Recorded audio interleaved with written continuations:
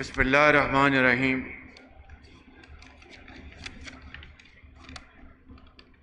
انتہائی قابل احترام امیر جمعیت علماء اسلام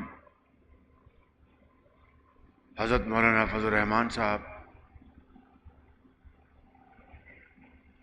گورنر کے پی حاجی غلام علی صاحب،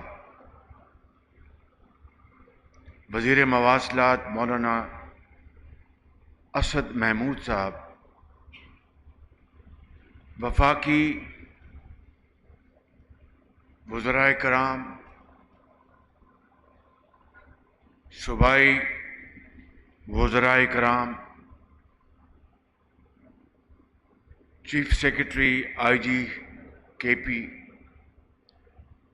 وفاقی سیکرٹریز، انتہائی قابل احترام بزرگوں، بھائیوں، نوجوان ساتھیوں، السلام علیکم۔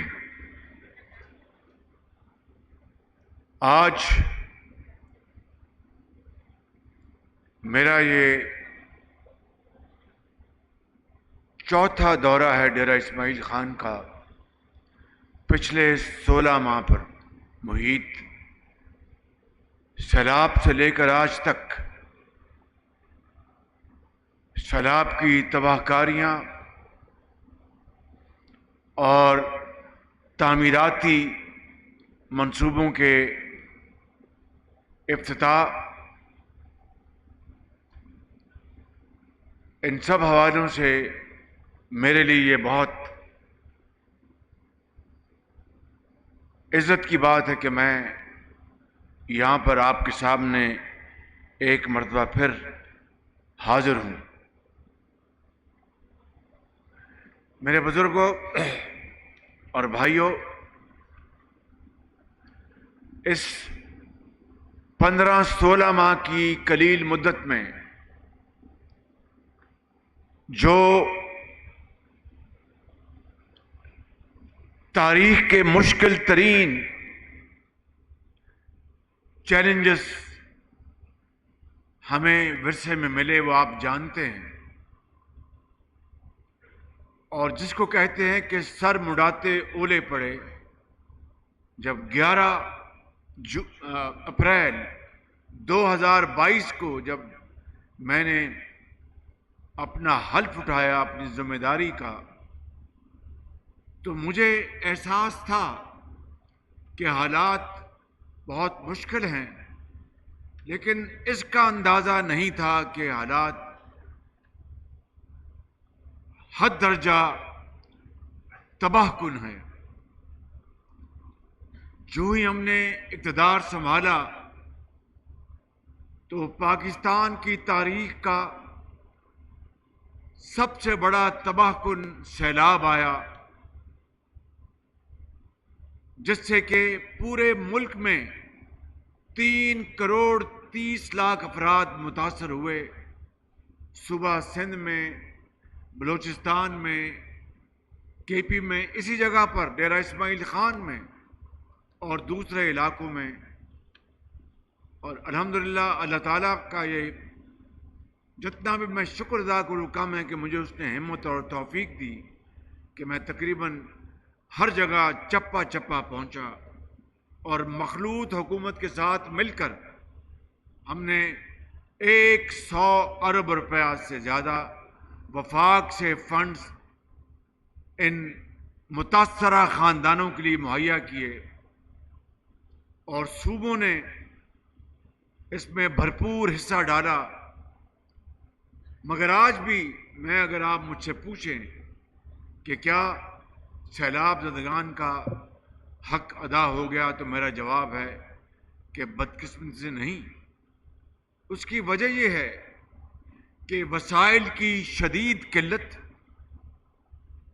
ایک طرف سیلاب، دوسری طرف مہنگا تیل، اس کی اربوں ڈالر سے اس کی امپورٹس، تیسری طرف مہنگائی، چوتھی طرف IMF کا جو معاہدہ پچھلی حکومت نے توڑا، دہشت گردی اور سیاسی افراتفری، یہ وہ چیلنجز تھے کہ جس کا میں نے اپنے پورے سیاسی کیریئر میں اس کا میں نے نہ کبھی سامنا کیا، نہ کبھی سوچا. لیکن الحمدللہ ہمت نہیں آ رہی اس خدائے بزرگ و برتر جس کے قبضے میں ہم سب کی جان ہے، اس کے سہارے ہم سب. کسی دن مولانا فضل الرحمان صاحب مجھ سے پوچھتے تھے کہ وزیر اعظم کیا یہ حکومت ہم نے سنبھالی ہے یہ عوام کو مہنگائی دینے کے لیے؟ کیا یہ ہم نے حکومت سنبھالی ہے IMF کا معاہدہ جو پچھلوں نے توڑا اس کا خمیازہ ہم بھگتیں؟ اور اس طرح درجہ بدرجہ باقی زعماء نے، چاہے وہ پیپلز پارٹی ہے، خود میرے قائد میاں نواز شریف، سب اس بارے میں عوام کے حوالے سے پریشان تھے کہ کیا بنے گا، ہم نے یہ حکومت سنبھالی ہے.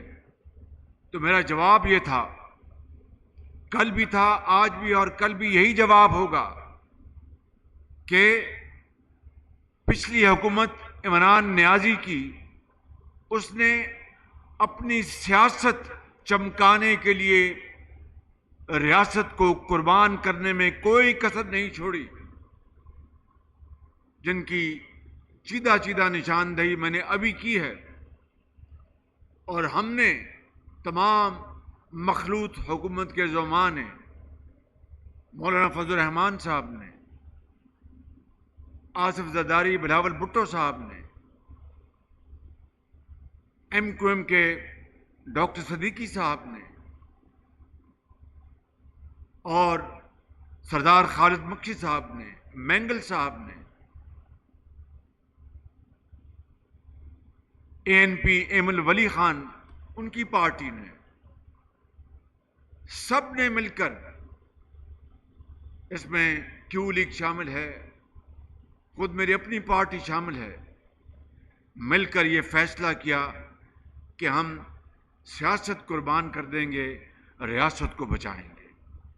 میرے بزرگوں، بھائیوں اور نوجوان ساتھیوں، یہی وہ فیصلہ تھا جس کی خاطر پھر ہم ڈٹ گئے اور ہم نے کہا کہ ریاست کو ہم نے بچانا ہے. خدا نہ خواستہ ریاست کو نقصان پہنچا تو کہاں کی سیاست، کہاں کی وزارت اور کہاں کی وزارت عظمیٰ؟ اس کے لیے ہم نے بڑی قیمت ادا کی ہے. لیکن ہمارے قدم ڈگمگائے نہیں. ہم نے اللہ تعالیٰ کی ذات پر پورا توکل رکھا. تو پھر آہستہ آہستہ دن پھرنے شروع ہو گئے. مثال کے طور پر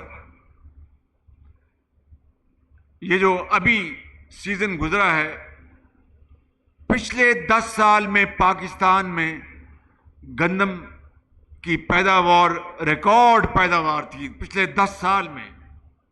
اور نیازی کی حکومت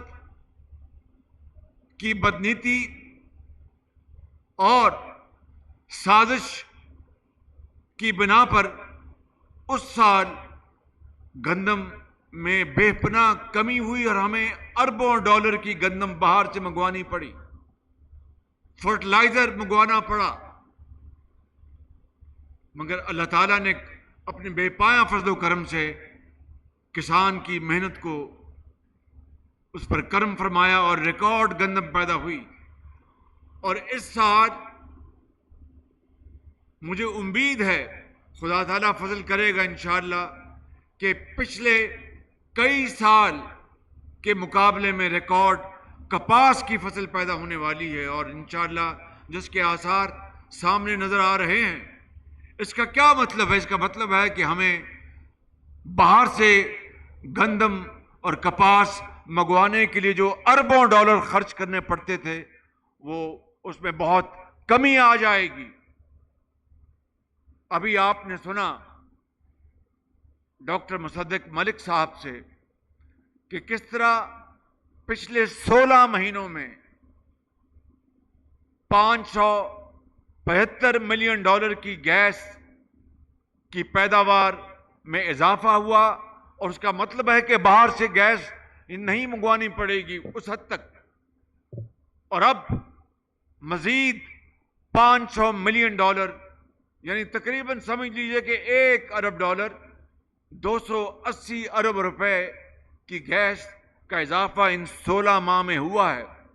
اس کے باوجود کہ سازشیں اپنے زوروں پر تھیں، اس کے باوجود کہ 9 مئی کا سانحہ ہوا، اس کے باوجود کہ IMF سے دن رات ہمیں ان سے معاہدہ کرنے کے لیے تمام پاپڑ پیلنے پڑے، اس کے باوجود کہ عمران نیازی کی انتشار پسندی اور ملک دشمنی نے پاکستان کے اندر کاروبار اور سرمایہ کاری کو تقریباً جامد کر دیا تھا، اس کے باوجود کہ ہمارے مالی وسائل انتہائی محدود ہو چکے تھے، لیکن اس سے بڑا اس قوم کے اوپر، 24 کروڑ عوام کے اوپر، مجھ ناچیز کے اوپر، میرے زوما کے اوپر اللہ تعالیٰ کا اس سے بڑا اور کیا فضل اور کرم ہو سکتا ہے کہ ہم ڈیفالٹ سے بچ گئے. میں آج یہ سمجھانا چاہتا ہوں کہ ڈیفالٹ کیا ہوتا ہے، صرف 30 سیکنڈ اور 1 منٹ میں، کہ اگر ہم جو حکومت پاکستان نے کسی اور ملک کے ساتھ جو مالی جو کمٹمنٹس یا جو وعدے کیے ہیں، یا دو طرفہ بینکوں نے، اسٹیٹ بینک آف پاکستان نے دوسرے ممالک کے بینک سے، یا ملٹی لیٹرل جو ہمارے ادارے ہیں دنیا میں، اگر وقت کے اوپر ان کی پیمنٹ نہ ہو تو وہ سوورن ڈیفالٹ ہوتا ہے. تو اس کا ایک بہت بڑا خدشہ ہو گیا تھا، اور اس کا قصور میری یا میری حکومت کا نہیں تھا. یہ عمران نیازی نے IMF سے معاہدہ کر کے اس کو اسی طرح توڑا جس طرح وہ دن رات ریاست مدینہ کی بات کر کے 100% اس کے خلاف فیصلے اور اس کے خلاف اقدامات اٹھاتا تھا. اور پھر اگر خدا نہ خواستہ یہ ڈیفالٹ ہو جاتا تو کیا ہوتا؟ یہ سن لیجیے بات بڑے غور سے کہ ہماری جو لیٹر آف کریڈٹس ہیں، یعنی جو آپ درآمد کرتے ہیں یا برآمد کرتے ہیں، تو LCs کھلتی ہے بینکوں سے، باہر کے بینک اسے قبول کرنے سے انکار کر دیتے، یا اس کی ری کنفرمیشن کرنے سے انکار کر دیتے. اگر خدا نہ خواستہ ڈیفالٹ ہو جاتا تو پھر ہمیں پاکستان کے اندر دوائی اور روٹی کے لیے اس کے لالے پڑ جاتے.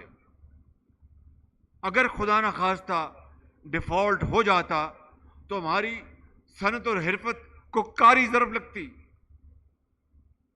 اس کے علاوہ میں اور بے شمار اس کے جو کانسیکوینسز گنوا سکتا ہوں. بس اتنا کافی ہے کہ ڈیفالٹ قیامت تک ایک کالا دھبا ہوتا جو میرے ماتھے پر اور میری قبر میں بھی کتبہ لگتا ہوتا کہ اس کے زمانے میں ڈیفالٹ ہوا. مگر اس مالک کا میں جتنا شکر ادا کروں کم ہے.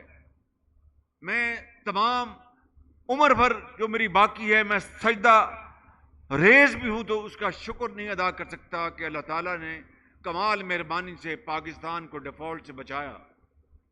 اور اس میں یہ میری اکیلے کی نہیں، یہ پوری ٹیم کی یہ کارکردگی، ان کی محنت، دن رات محنت ہے، جس کے بدلے میں یہ خدا نے پاکستان کو بچایا. اور آج اب ہم اس راستے پر گامزن ہیں کہ زراعت بھی ترقی کرے گی، صنعتیں بھی لگیں گی، صنعتوں کی چمنیوں سے دھواں نکلے گا، یہ گیس، یہ پیٹرولیم، یہ شمسی توانائی، یہ ہوا سے توانائی، یہ تمام منصوبے جس طرح مولانا فضل الرحمان نے بڑے اچھے انداز میں بات کی کہ اگر وہ نظام جس سے کہ پاکستان کے عوام کو فائدہ نہیں ہوا تو ہمیں دوسرا نظام لانا ہوگا. وہ یہی نظام ہے کہ شمسی توانائی ہر جگہ، سولر کی بجلی ہونی چاہیے، اس کے لیے نہ تیل چاہیے نہ گیس چاہیے. خدا تعالیٰ نے اس ملک کو بہت شاندار سورج دیا ہے جو بلوچستان کے پہاڑوں پر چمکتا ہے, جو پنجاب کے میدانوں میں چمکتا ہے, اور ہوا کے بے شمار کوریڈورز ہیں, پن بجلی کے اتنے بڑے ذخیرے ہیں. اور من حیث القوم میں کہوں گا 75 سال میں ہم سے بہت بڑی فاش غلطی ہوئی کہ ہم نے پن بجلی کے منصوبوں کے اوپر توجہ نہیں دی. جتنے ارب خرب لگ گئے تیل اور بجلی اور گیس کے منصوبوں کے اوپر, اگر اس کا آدھا سرمایہ بھی 75 سال میں یہ داسو ڈیم یا دیامیر بھاشا یہ منجی اس کے اوپر ہم نے منصوبہ بندی کر کے لگائے ہوتے تو ڈیرہ اسماعیل خان اور بنو کے بزرگوں اور بھائیوں اور نوجوانوں, میں بلا خوف تردید کہنا چاہتا ہوں کہ آج پاکستان میں معاشی حالت یہ نہ ہوتی. آج پاکستان سر اٹھا کر دنیا میں اپنا سفر طے کر رہا ہوتا اور ہمیں کشکول کی ضرورت نہ پڑتی. یہ وہ فاش غلطیاں بلنڈرز من حیث القوم ہم سے ہوئی ہیں. لہذا آج وقت آ گیا ہے کہ اب IMF کے اس پروگرام کے بعد ہمیں اس ملک کے غریب عوام کو, کسان کو, ہاری کو, ابھی پرسوں میں نے فیصلہ کیا بجلی کی نرخوں کا. یہ سننے والی بات ہے, یہ خالی IMF کی کڑی شرط نہیں تھی, وہ شرط تو تھی ان کی, لیکن ہمارے پاس اس کے علاوہ اور آپشن بھی کون سی تھی. کیوں؟ ہماری جو بجلی کی ترسیل میں بے پناہ, اس کو کہتے ہیں لائن لاسز ہوتے ہیں, جو بجلی ٹرانسمٹ ہوتی ہے, ہمارا نظام فرسودہ اور انیفیشنٹ ہے اور اس میں بے پناہ نقصان ہوتا ہے. تیسری بات, یہ جو وابڈا اور یہ جو ان کے اہلکار ہیں منسٹری آف پاور کے, جہاں پر آج کے کام لائق تحسین میں اس کی بھی بات کروں گا, وہاں پر مل کر وہ لوگوں سے پیسے بٹورتے ہیں. ایک کا بل دوسرے کو دے دیا, تیسرے کا بل چوتھے کو دے دیا. اور چوتھی اور سب سے خطرناک بات کہ بڑے بڑے سرمایہ کار بجلی چوری کرتے ہیں اور مل کر بل جو ہے آدھے پونے داموں میں جناب بل ادا کرتے ہیں.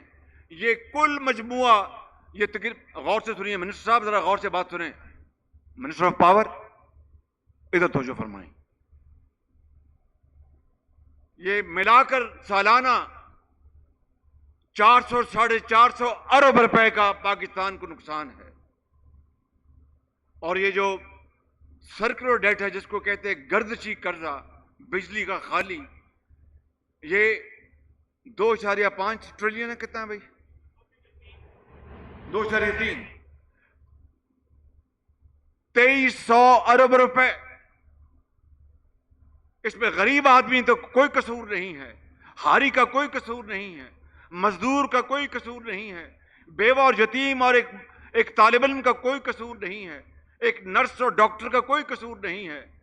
یہ فقط قصور ہے تمام ان حکومتوں کا, بشمول ان 16 ماہ میں میری حکومت کا اور اشرافیہ کا, اور ان لوگوں کو جن کو اللہ تعالیٰ نے اس ملک کی تقدیر بدلنے کے لیے طاقتور بنایا ہے. یہ سب ان کا قصور ہے. اور اس کا نقصان, اس کا بوجھ غریب آدمی کے اوپر, اس ملک کے طول و عرض میں, چاہے وہ ڈیرہ اسماعیل خان ہے یا ٹانک ہے یا بنو ہے یا پشاور ہے یا کوئٹہ ہے یا لاہور ہے یا کراچی ہے, یہ کروڑوں لوگ, غریب لوگ جو صبح فجر کے وقت اٹھتے ہیں, اللہ تعالیٰ کے حضور جھکتے ہیں اور نماز فجر ادا کر کے رزق حلال کی تلاش میں نکل جاتے ہیں, چاہے گرمی ہو یا جاڑا ہو یا بارش ہو یا طوفان ہو. لیکن اس کے باوجود بھی رزق حلال کمانے کے بعد وہ جب گھر آتے ہیں تو ان کو فیصلہ کرنا ہوتا ہے کہ آدھی روٹی دینی ہے یا پونی روٹی دینی ہے, یا دودھ دینا ہے یا چینی کے بغیر دودھ پلانا ہے, دوائی کہاں سے لانی ہے.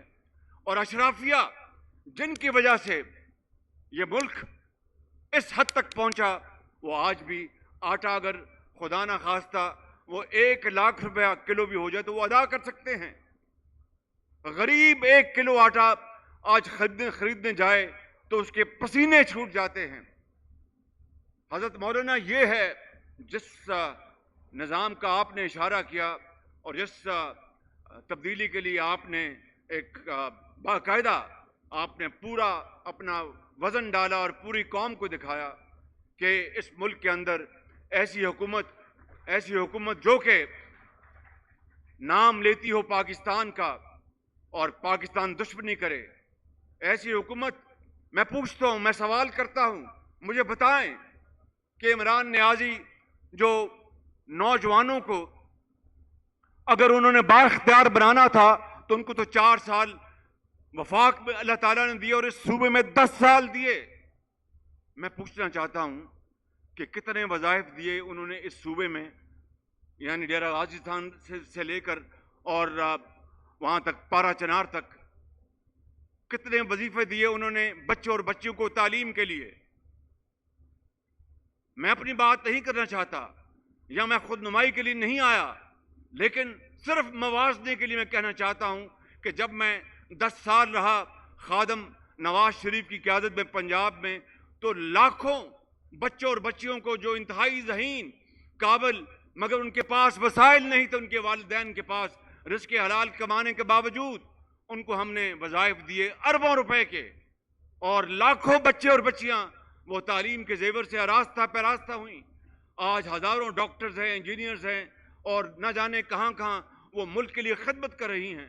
میں پوچھتا ہوں کتنے لیپ ٹاپس دیے 10 سالوں میں عمران نیازی کی حکومت نے کے پی میں. ہم نے اللہ تعالیٰ کے فضل و کرم سے لاکھوں پنجاب میں اور نواز شریف کی قیادت میں وفاق میں لاکھوں لیپ ٹاپ میرٹ پر محنتی بچوں اور بچیوں کو دیے تاکہ وہ ہنر سیکھیں اور ملک کی ترقی میں اپنا پورا کردار ادا کریں.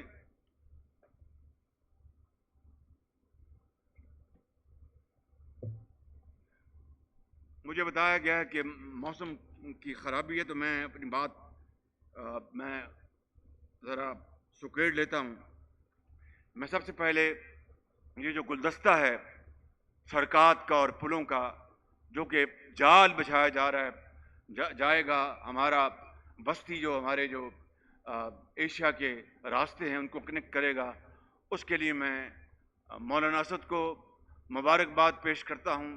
یہ نوجوان ہیں، بہت محنتی آدمی ہے، اور ساتھ ان کے جو سیکرٹری ہیں کیپٹن، ان کو مبارکباد پیش کرتا ہوں. اور بٹانی کا جو کنواں ہے گیس کا، اس کی تلاش میں اس کی محنت جو کی گئی، میں اس کے لیے جناب ایم او ایس ڈاکٹر مصدق اور کیپٹن محمود کو مبارکباد پیش کرتا ہوں. انہوں نے ایک بڑا کام کیا ہے، اور بجلی کا جو ٹرانسمیشن لائن جو یہاں سے جائے گی ذوب تک، وہ مکمل ہو چکی، لیکن وہاں پر آگے تاخیر ہوئی کیونکہ وہاں پر جگہ نہیں ملی. وہ اب انشاءاللہ وہ بھی مکمل ہوگا. اس کے لیے میں minister water and power Khurram Dastgir اور سیکرٹری لنگڑیال کو مبارکباد پیش کرتا ہوں. لیکن یہ کام آٹے میں نمک کے برابر ہے. اگر اس قوم کی حالت بدلنی ہے تو کشکول توڑنا ہوگا، اور کشکول ایسے نہیں ٹوٹے گا.